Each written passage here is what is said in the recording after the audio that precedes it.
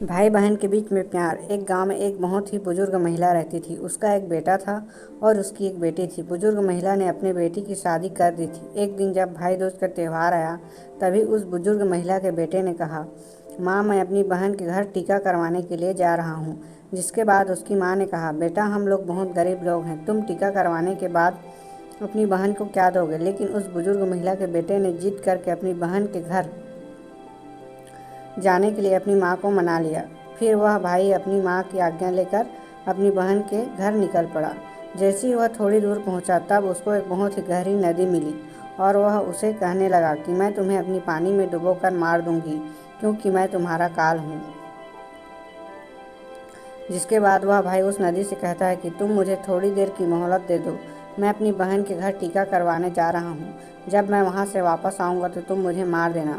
इसके बाद वह नदी के आगे जाने के लिए रास्ता दे देती है और वह फिर आगे की ओर चल देता है। थोड़ी दूर पहुँचने के बाद उसको एक शेर मिलता है जो कहता है कि मैं भूखा हूँ, मैं तुम्हें खा जाऊँगा। तो भाई कहता है, अभी नहीं, मैं अपनी बहन के पास टीका करवाने जा रहा हूँ, जब मैं लौट कर आऊँगा तब मुझे खा लेना।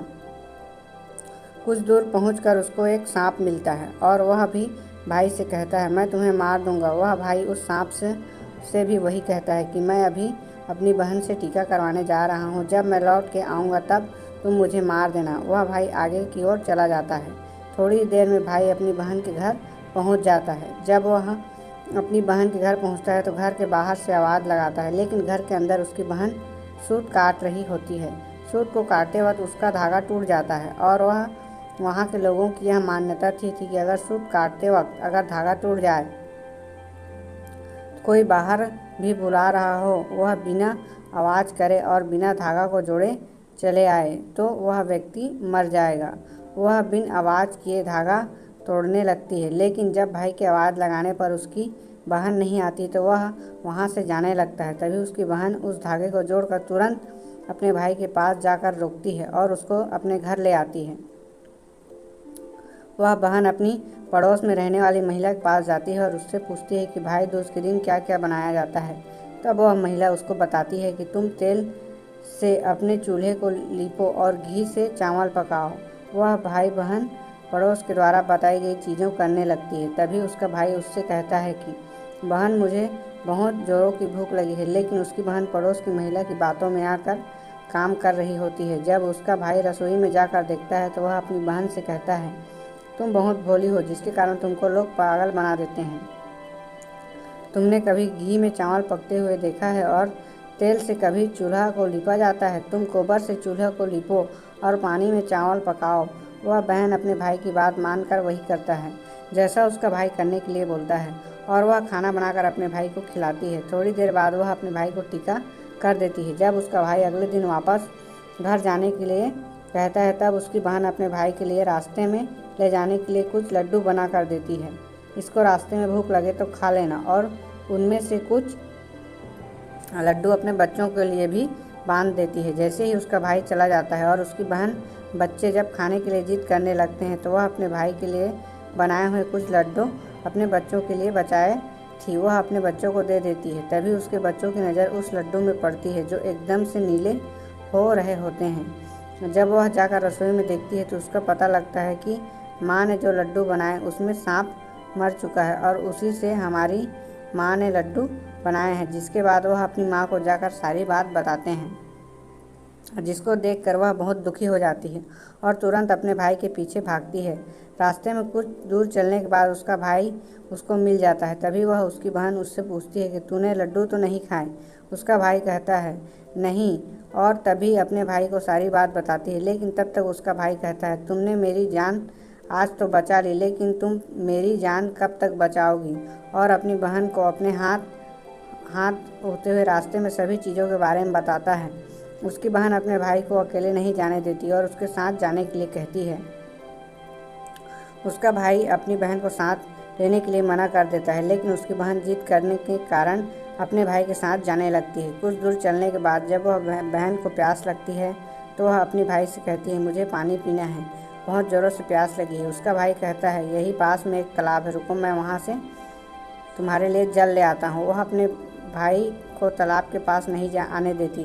वह स्वयं ही अकेले तालाब के पास जाती है। जब तालाब के पास पहुंचती है तब उसको बुजुर्ग महिला मिलती है। वह बुजुर्ग महिला को तालाब के पास देख उसकी बहन पूछती है, आप कौन हैं? जब वह बुजुर्ग महिला बताती है कि मैं एक भाई का इंतज़ार कर रहा हूँ। उसकी बहन ने एक सांप को मारा है जिसके लिए मैं उसका काल बनकर बैठी हूँ। उसकी बहन उस बुजुर्ग महिला से अपने भाई की जान बचाने के लिए पूछती है और तभी वह बुजुर्ग महिला कहती है कि तुम अपने भाई को खूब गालियाँ दो और जब तक उसकी शादी न जाओ तब तक तुम उसकी सारी घात टाल दो तो तुम्हारे भाई की जान बच सकती है। वह तुरंत वापस जाकर अपने घर से एक मांस का टुकड़ा और एक चुन्नी और एक टोकरी में थोड़ा सा दूध लेकर अपने भाई के पास आती है और उससे कहती है, चलो। जैसे ही वह दोनों रास्ते में थोड़ी दूर चलने के पश्चात उनको एक शेर मिलता है जिसने उसके भाई को मारने के लिए पहले ही रोका था।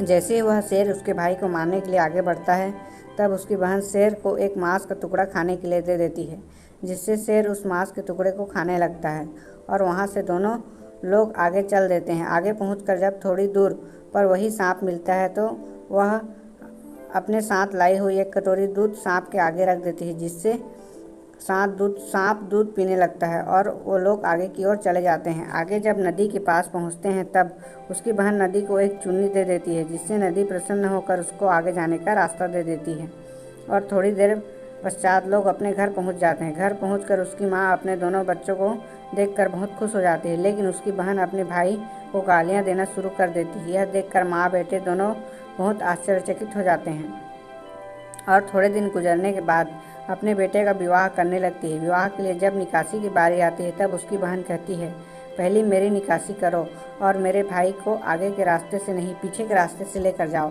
बहन का ऐसा बोलते ही आगे का दरवाज़ा टूट जाता है, जिसको देखकर सभी लोग हैरान हो जाते हैं। और फिर जब फेरों की बात आती है तब उसकी बहन कहती है, पहले मेरे फेरे करो मेरे भाई के बाद। और ऐसा बोलते ही वहाँ पर आग लग जाती है, जिससे वह आग को बुझा देती है। और फिर जब सुहागरात की बात आती है तब उसकी बहन कहती है, मैं भी इन लोगों के साथ जाऊंगी। सभी लोग बीच में एक पर्दा डालकर उसकी बहन को भी अंदर जाने देते हैं। तभी रात में एक सांप आता है जिसको उसकी बहन ने एक डब्बे में बंद कर देती है और अपने भाई की जान बचा लेती है। और सुबह होते ही वह सभी को सच बता देती है वह ऐसा क्यों कर रही थी, जिससे सभी उस बहन की प्रशंसा करने लगते हैं और उसका भाई भी अपनी बहन के साथ बहुत खुश हो जाता है। तब उसकी बहन घर वापस चली जाती है। दोस्तों, ये कहानी आपको कैसी लगी हमें कमेंट करके ज़रूर बताएं और इसी तरह का और स्टोरी वीडियो देखने के लिए हमारे चैनल को सब्सक्राइब करके नोटिफिकेशन बेल को ऑल में सेट करें।